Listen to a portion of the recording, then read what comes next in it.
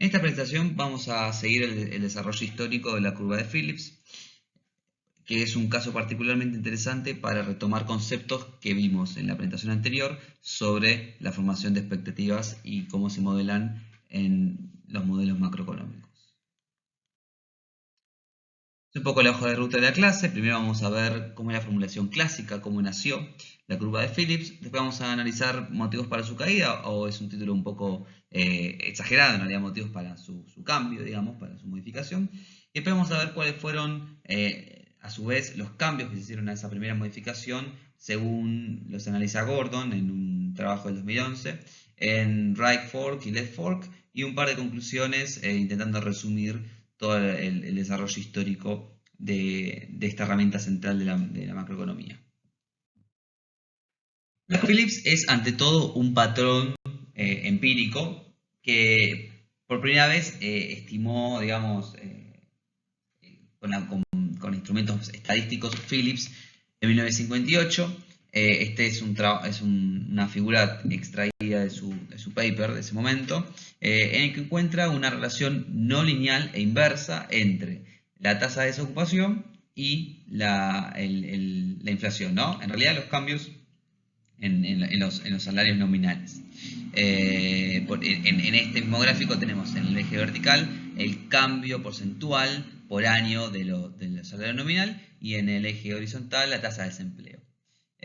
Algo importante desde el punto de vista de la historia es que no es la primera vez que se habla de la relación entre desempleo e inflación. Ya Fisher en los años 20 había hablado sobre esto, pero es el primer trabajo empírico que intenta encontrar alguna relación, y encuentra que esta es no lineal en primer lugar, y también inversa. Está bien, a más desempleo la inflación cae, y a menor desempleo la inflación sube.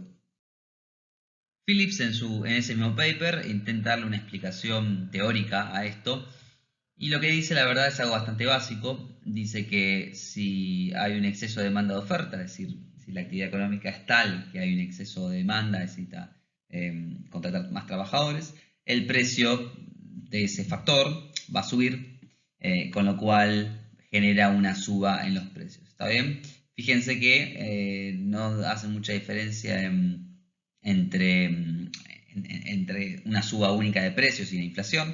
De alguna manera está suponiendo que esta suba es constante en el tiempo, que lo hace implícitamente, pero como pueden pensar, no hay una gran razón teórica o argumento teórico atrás de esto. Es más que nada un patrón empírico que, como veremos adelante, fue muy importante para la macroeconomía de ese momento. ¿Cuál fue, digamos, la razón por la cual cobró tanta importancia? Bueno, primero, que ajustaba bien a los datos. Eso es algo que siempre que hay un modelo que es simple, que es intuitivo y que además ajusta bien los datos, es algo atractivo.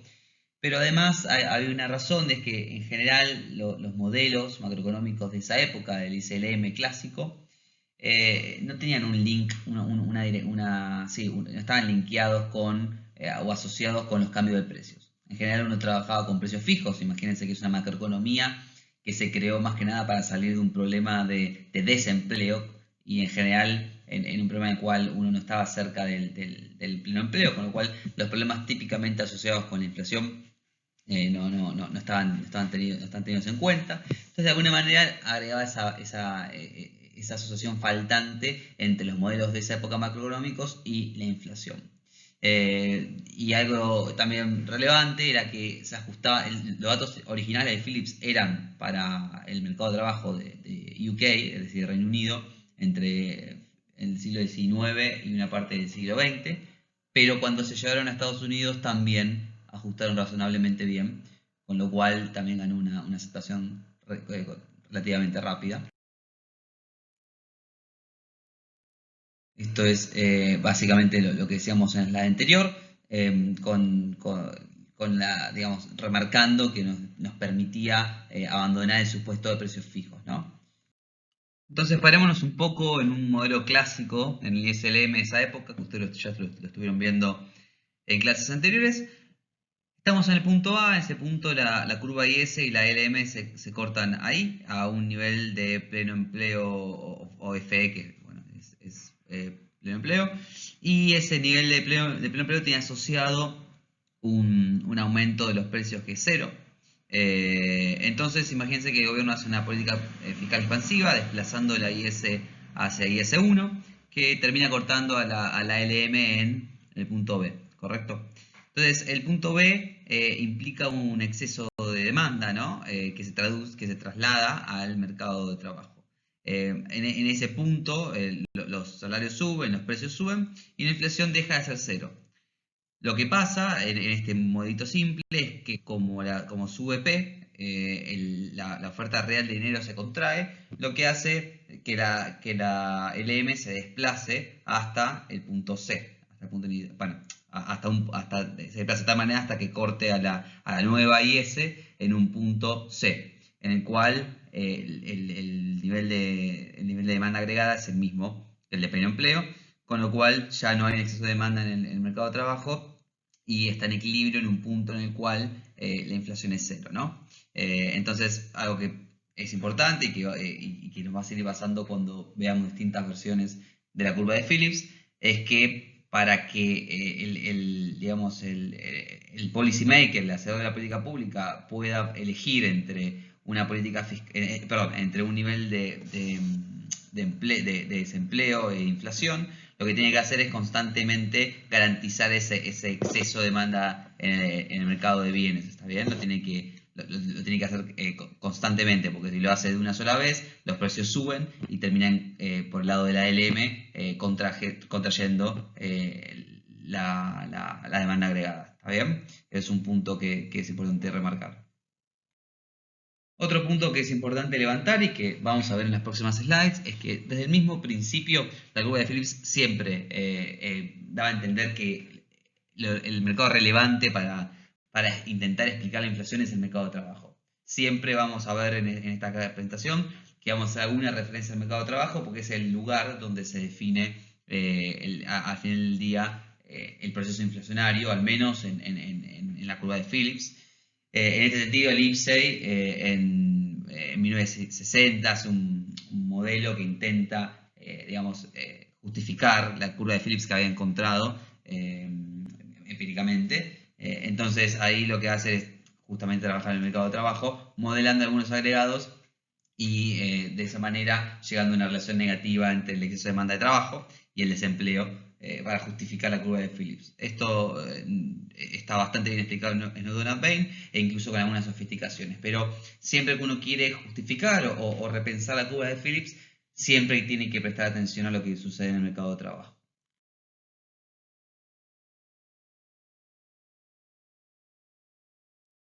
Si yo les mostrara un gráfico como el que está acá, en el cual tienen dos series de tiempo, una, la tasa de desempleo, que es la línea punteada, y otra, que es la tasa de inflación, en la línea sólida, y consideramos que hay un trade-off permanente entre inflación y desempleo, como el encontró Phillips, ¿qué esperarían de relación entre estas variables?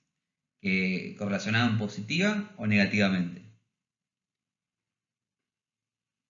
Si lo pensaron un poco y intentaron responderlo, siempre estamos hablando de una relación inversa, ¿está bien? O sea que cuando suba una de estas, de la variable, por ejemplo, suba la inflación, esperamos que el desempleo caiga, ¿está bien? Y si vemos la época de formulación de la curva de Phillips, esta serie justo arranca en 1960, más o menos en ese punto, y ve lo que pasa hasta, por ejemplo, 1968, 1969, uno ve que en general la teoría es consistente con los datos, o mejor dicho, los datos son consistentes con la teoría de la curva de Phillips. Lo que sucede ahí es radicalmente distinto y tenemos un periodo en el cual tanto desempleo como inflación suben de manera concomitante. Eso pasa al menos hasta el 1980, luego ahí la inflación se estabiliza, pero ya no volvemos a tener una relación tan clara como los puntos que había entre 1960 y 1970. Entonces, si pensamos en uno de los motivos para su caída, creo que el principal es uno empírico. ¿Está bien? La predicción de este modelo era que siempre iban a correlacionar negativamente y se empezó a observar una correlación positiva desde 1970 o fines de 1960 en Estados Unidos. Pero bueno, no siempre las críticas son solamente teóricas o solamente empíricas, sino que fue una combinación. En la reunión anual que hace la Asociación de Economía de Estados Unidos, Friedman dijo que la curva de Phillips estaba mal, también estaba mal formulada, no tenía mucho sentido, y tuvo un timing bastante importante porque si nos acordamos de la slide anterior, vimos que justo desde esa época la predicción que tenía esa curva de Phillips empezó a estar cambiada. Entonces, lo que dice Friedman, de alguna manera, se pueden leer obviamente su discurso, es muy interesante, es muy conocido, seguramente, o ya lo leyeron o lo van a leer en otra materia, pero se los recomiendo. Van a ver que lo que él dice solapadamente, o explícitamente mejor dicho, es que que la curva de Phillips clásica, la que existía hasta ese momento, no está mirando específicamente bien cómo funciona el mercado de trabajo, ¿no? ¿Por qué? Porque imagínense que hay un exceso de demanda y los trabajadores son más demandados, ¿está bien? Entonces, ¿se acuerdan del modelo clásico microeconómico de oferta o sea, de la elección entre ocio y trabajo de las personas? Bueno, yo iría a trabajar más horas o saldría a trabajar si mi salario real subiera, si el salario real subiera, ¿está bien? Entonces, cuando está el exceso de demanda, me prometen un salario más alto, yo voy a trabajar, hago horas extras o salgo de mi casa y voy a trabajar, pero cuando tengo ese periodo de trabajo, ¿está bien? Recibo un salario menor. ¿Por qué? Porque la inflación sube. Entonces, de alguna manera, lo que pasa con los trabajadores es que están siempre discutiendo cómo si la inflación esperada para el periodo sea cero. ¿Está bien? Y la verdad es que acá introducimos la parte que estábamos hablando las clases anteriores. En realidad, los agentes, y los trabajadores son obviamente parte de los agentes de la economía, toman decisión, o mejor dicho, tienen expectativas sobre la inflación del periodo.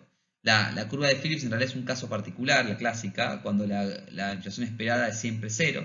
Y en realidad en ese sentido está mal especificada y no es correcta para modelar los agregados macroeconómicos. Ahora podemos plantear la nueva fórmula digamos, de la inflación con las críticas de Friedman. Lo que vimos hasta el principio fue lo que está en la primera ecuación, suponiendo que las expectativas de inflación son igual a cero, ¿no? Es decir, que los trabajadores y los empresarios parecerían que están discutiendo salarios nominales y no reales. Si cambiamos esto y nos acordamos del resultado de las expectativas adaptativas de la clase anterior, es decir que la expectativa en el periodo T es igual a una suma con los promedios ponderados de esa variable en el pasado, nos queda la ecuación la segunda ecuación que muestro en esta slide, con los parámetros beta 0, que es igual a nuestro lambda anterior, y beta 1, que es establece qué tan fuerte es la relación entre el desempleo y la tasa de inflación. La crítica de Phillips nos llega a un gráfico de este estilo, en el cual tenemos varias curvas, donde antes teníamos una sola, pero si prestan atención, las dos que tienen pendiente negativa, son dos que se llaman SRPC1 y SRPC2. Se parecen bastante a la curva inicial que vimos de Phillips. Y hagamos un ejercicio de qué pasaría si hay una política fiscal expansiva, como hicimos anteriormente. Y ahora supongamos que estamos en el punto A, en el cual estamos en el desempleo natural, que podríamos pensar que es similar a al producto de pleno empleo que veíamos anteriormente. Y hay una política fiscal o monetaria expansiva que nos lleva hasta el punto B. Tenemos menor desempleo y tenemos inflación. Hasta ahí es todo muy similar a lo que vimos en el modelo anterior de la curva de Phillips. Pero ¿qué sucede si los trabajadores, en vez de pensar todo el tiempo que va a ser cero y seguir brindando su trabajo a esa tasa, a ese salario real, incorporan el hecho de que no le están pegando la inflación básicamente y van corrigiendo sus expectativas de inflación? Esto va a hacer que pidan un salario real superior dado cualquier nivel de desempleo, lo que hace es desplazar esa curva en esa proporción de que aumentan las expectativas de inflación. Y lo que va a suceder es que el salario real que piden es un salario real que no es, digamos, no coincide con la productividad del trabajo, que no cambió nunca, ¿no? A pesar de la suba a pesar del cambio en la política fiscal y monetaria expansiva.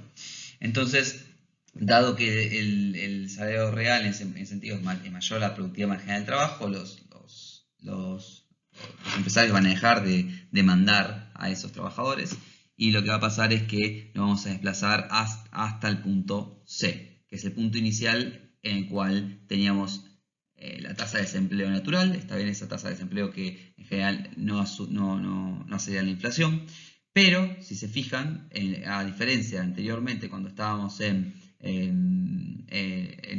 una inflación cero, en este caso tenemos una inflación W.1, ¿está bien? Es decir, tenemos una inflación que es distinta a cero, de hecho es positiva. Y otro segundo punto importante es que siempre que hagamos una política fiscal contractiva, expansiva, vamos a pasar de un punto A al punto B, es decir, el desempleo va a caer, pero inevitablemente el ajuste de las expectativas va a hacer que nos movamos del punto B al punto C, con lo cual no importa lo que hagamos en el corto plazo, siempre en el largo plazo vamos a terminar esa curva que es vertical, en la cual tenemos distintos niveles de inflación asociados a un mismo nivel de desempleo. Entonces, esto es relevante porque hay una diferencia entre el corto y el largo plazo. La diferencia es particularmente qué hacen las personas con sus expectativas, para que vean lo relevante que es como la modelamos. Y otro de los puntos que surgen de este mini diagrama es que ya no hay una relación obvia entre desempleo e inflación, lo cual nos permite explicar cambios como los que se vieron en la serie de inflación y desempleo desde los 70 en Estados Unidos.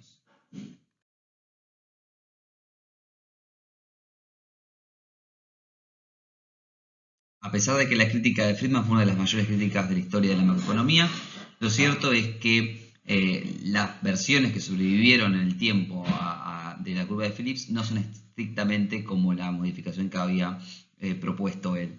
En rigor, Gordon diferencia dos líneas de desarrollo de la curva de Phillips. Una la llama right fork y la otra la llama left fork.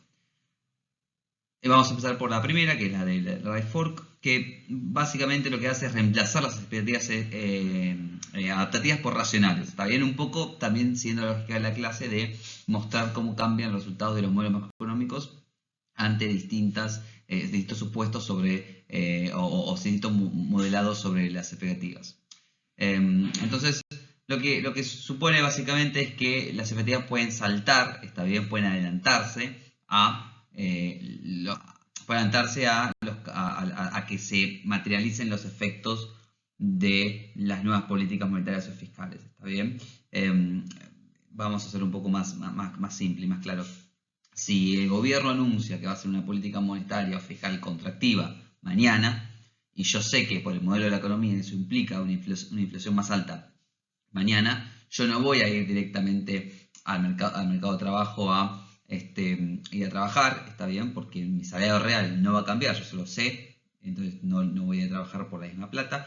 El empresario no va a pagarme más porque mi productividad es la misma que la que tenía antes, pero lo que sí voy a hacer es cambiar mis expectativas de inflación, con lo cual cambia las expectativas de inflación, la inflación sube y no es necesario ninguno de los mecanismos que vimos antes en la curva de Phillips anterior. Con lo cual tenemos la situación de largo plazo que teníamos en la crítica de Friedman, ahora la tenemos de hecho en el corto plazo. Tenemos una curva, una recta vertical en el corto plazo bajo estos supuestos que estamos trabajando. ¿Okay?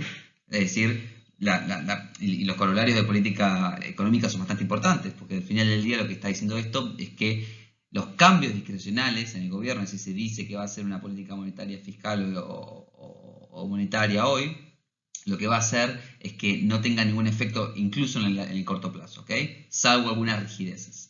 Pero si no tomamos el argumento hacia el extremo, no va a tener ningún tipo de influencia.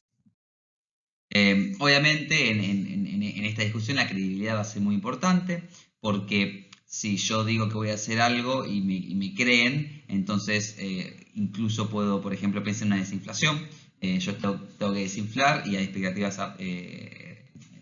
llama expectativas racionales. Entonces, si yo anuncio que voy a hacer una política monetaria más contractiva en el futuro, bueno, los agentes y me creen, los agentes directamente van a ajustar sus expectativas en base a mi promesa, y con eso no voy a tener ni siquiera un costo económico de hacer una desinflación. No voy a tener que ni siquiera hacer en el margen no va a tener que casi cambiar la tasa de interés, es decir, hacer la política monetaria más contractiva, porque directamente los agentes van a incorporarlo a sus decisiones económicas, ¿no?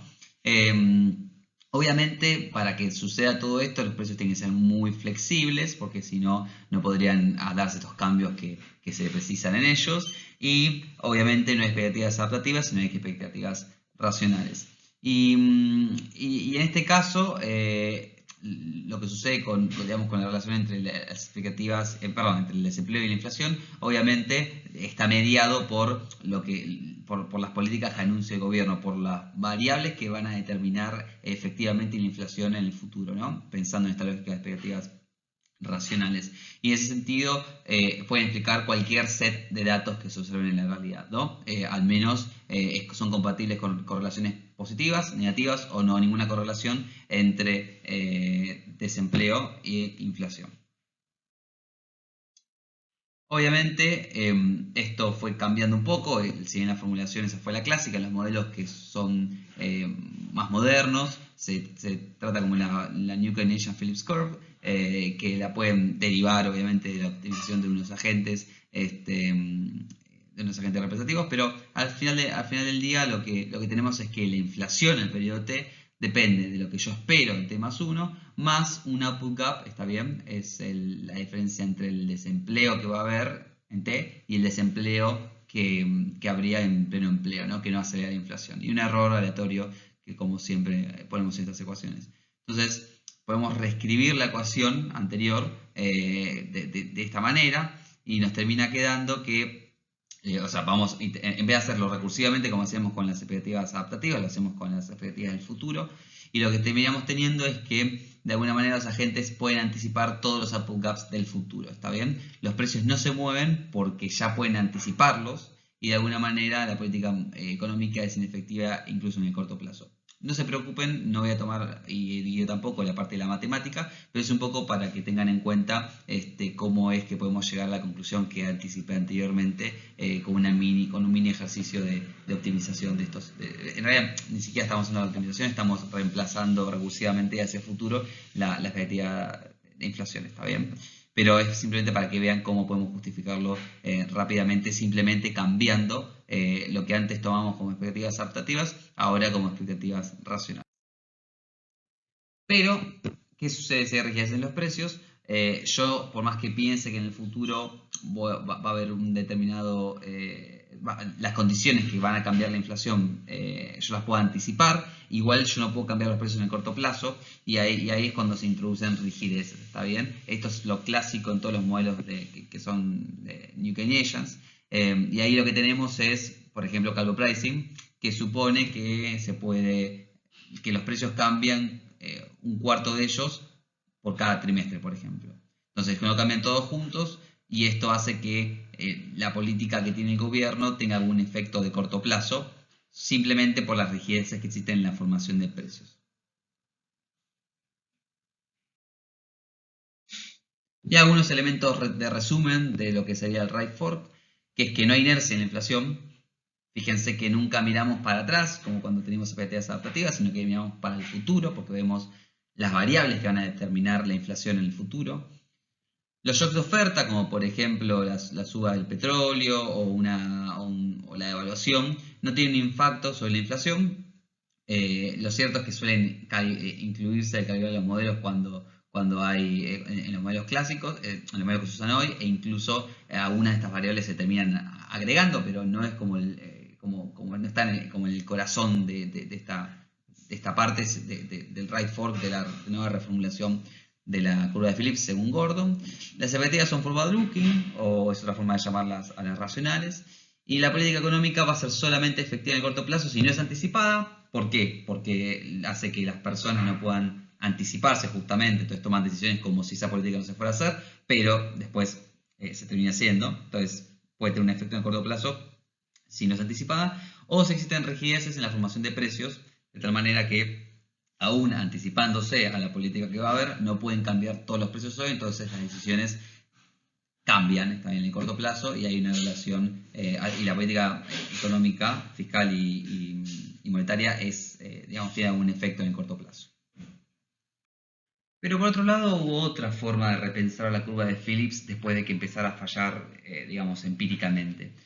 Gordon lo llama left fork y tenemos tres componentes que son principales. En realidad lo que combina son shocks de demanda, shocks de oferta y después incorpora elementos inerciales para explicar la relación entre inflación o mejor dicho, otras variables que pueden afectar a la inflación y su relación con el desempleo.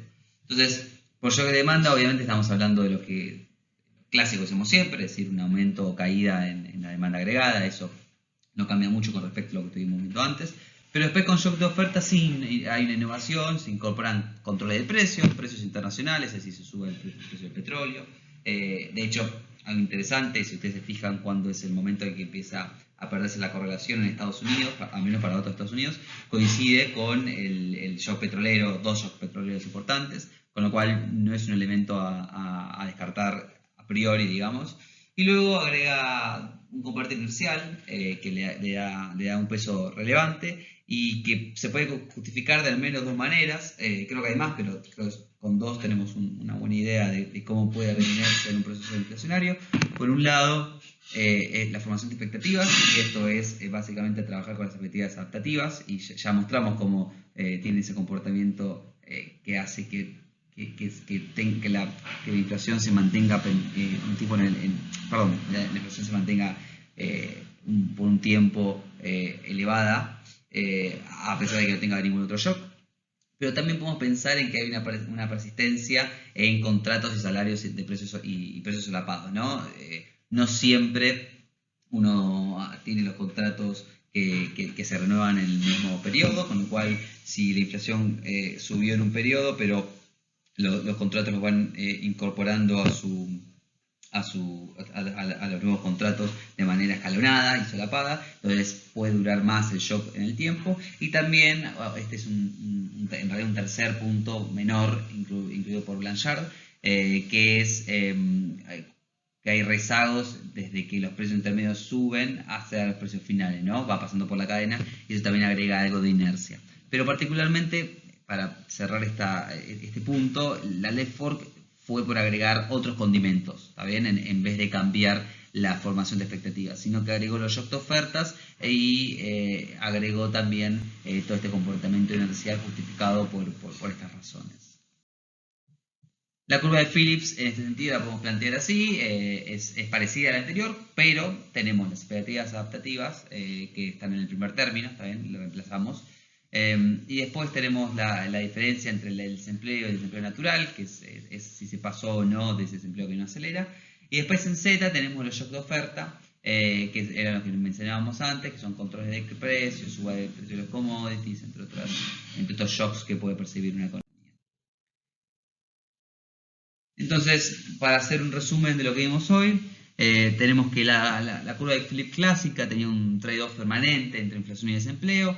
Los policymakers, los que hacían política pública, podían explotarlo y elegir qué combinación de desempleo e inflación querían.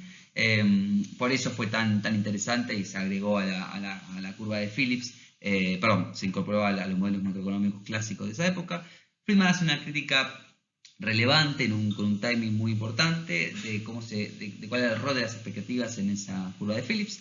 Básicamente en esa curva de Phillips la expectativa era cero, y la verdad es que lo que en realidad discutían los trabajadores eran salarios reales, no nominales, con lo cual de alguna manera había que modelar las expectativas de inflación, que en un primer momento eran expectativas adaptativas. Esa fue la crítica principalmente la de Friedman. Esto obviamente hacía que tuviéramos una curva de Phillips de corto plazo negativa y de largo plazo vertical. Más allá de esta crítica, obviamente, lo que terminó haciendo la pendiente del right fork fue incorporar expectativas racionales, desplazó las expectativas adaptativas y supuso que las personas, los agentes, podían mirar en el futuro adelantándose a los cambios que vayan a haber en las variables que van a afectar a la inflación, con lo cual esto hacía que la política de gobierno, que para Friedman era efectiva en el corto plazo, pero inefectiva en el largo plazo, es incluso inefectiva en el corto plazo, y la credibilidad se vuelve importante para casos específicos de desinflaciones, porque si uno está con inflación y puede anunciar que va a hacer una pelea contra eso, entonces los agentes pueden adelantarse si es creíble lo que decimos y no tener un gran costo en términos de actividad económica, ¿no? El left fork, por su parte, terminó yendo por la opción de agregar shocks de oferta y reconocer que la inflación es inercial, o tienen varios componentes que lo hacen inercial. Los shocks de oferta permiten explicar algunos de los episodios donde la curva de Phillips falla, particularmente en Estados Unidos por la crisis de los shocks petroleros. Y algo importante de la inercia es que no tiene que confundirse solamente con la formación de expectativas, sino que puede ser también por un tema de cómo es la cadena de producción y también los contactos solapados que mencionamos anteriormente. Y la relación entre el desempleo y la inflación puede ser negativa o positiva tanto en la left fork como en la right fork, ¿correcto?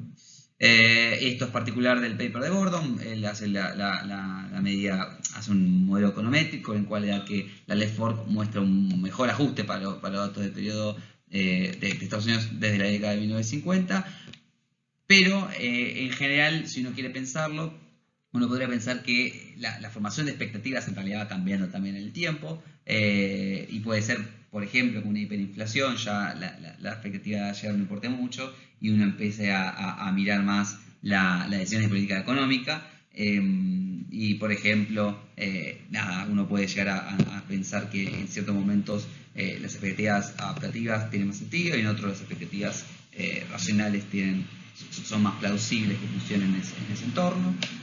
Y otro punto también que parece importante marcar es que aunque está esta divergencia, en los modelos se terminan agregando algunas cosas de oferta y se terminan también, por ejemplo, poniendo algún tipo de inflexibilidad en la formación de precios, con lo cual la política termina teniendo una efectividad en el corto plazo, que es algo relativamente, es un hecho empírico, digamos, y las dos vertientes suelen terminar capturando de alguna manera estos patrones que no eran los típicos iniciales cuando se formula. Finalmente, esto es la bibliografía que usamos en la clase de hoy. Van a ver que Gordon lo explica muy bien y se los recomiendo la lectura. En realidad deberían leerlo, Newton Bain también, para aclarar algunos de estos puntos. Y si tienen más dudas después de leer esta bibliografía y de escuchar la clase, pueden revisar Stiglitz de 1997, que es muy interesante, y Ball y Mankiw también 2002, que son unas discusiones un poco más actuales, aunque bueno, tampoco son tan actuales, pero igual creo que recogen varias de los puntos que estamos viendo y los tratan en profundidad y también lo relacionan con acciones de política económica y macroeconómica.